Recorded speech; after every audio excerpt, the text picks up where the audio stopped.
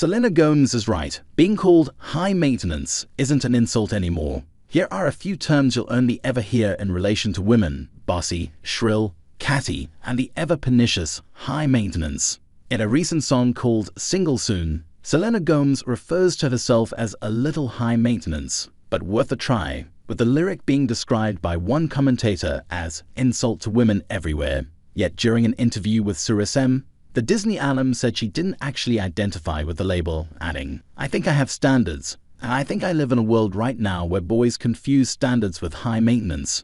Defending the wording, she continued, "The line was really fun because I'm not ashamed to say I actually require X, Y, and Z for you to be with me. So, in a way, it was just meant to be for the attitude of the song, and that's genuinely how I feel." While being called high maintenance can be seen as an insult, many are keen to reclaim it as a powerful statement that reflects their healthy boundaries in relationships.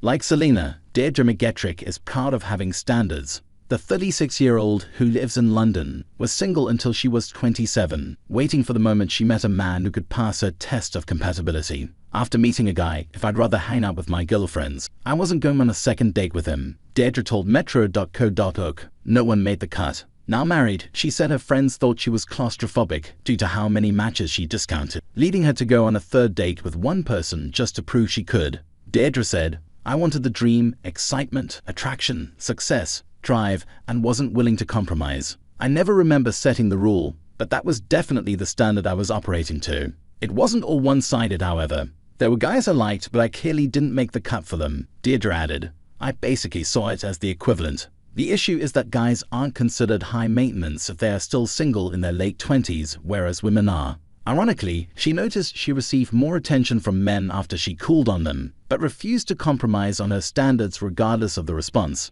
Deirdre said, "I wouldn't want anyone to be with me if they weren't 100% sure, and therefore still looking for someone better out there. I also didn't want anyone to be with me if I wasn't right for them, even if I really liked them. I saw my attitude as the reverse of this."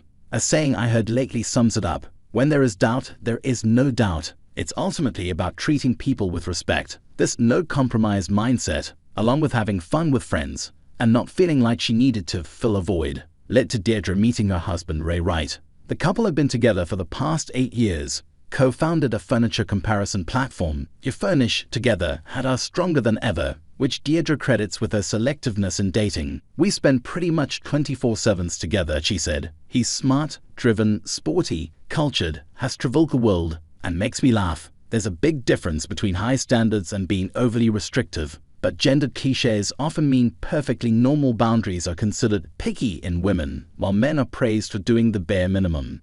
Becky Spellman, counseling psychologist and founder of Private Therapy Clinic, tells metro.co.uk, "The term high maintenance is often used to label and criticize women who have certain expectations or preferences in their relationships. It can perpetuate stereotypes and undermine a woman's autonomy and agency. It's important to recognize that individuals have different needs and desires, and it's unfair to dismiss someone's standards as being unreasonable or demanding solely based on gender." Do you see being high maintenance as an insult or a sign of having healthy boundaries? Comment now.